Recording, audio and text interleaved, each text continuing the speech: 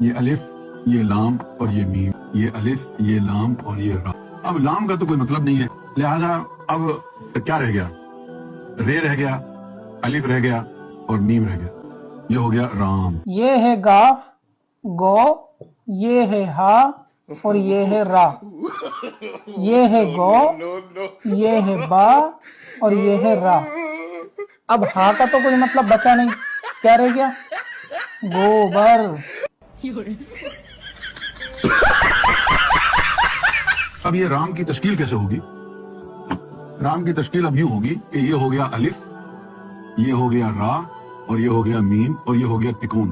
یہاں سے کائنات شروع ہوئی، کرنے والا یہ بیٹھا، یہاں پر کائنات ختم ہوئی، ٹھیک ہے نا؟ تو یہ ہے اس میں آلہ۔ اب اس گوبر کی تقسیم کیسے ہوگی؟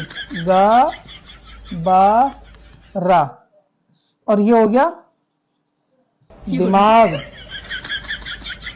یہاں سے گوبر ٹرانسفر ہوا، یہاں اس دماغ نے ریسیو کیا اور یہاں گوبر ختم ہو گیا۔ تو یہ سارا دار و مدار جو ہے وہ کیا ہے؟ گوبر کے چاروں طرف۔ اسے کہیں گے اس میں ہر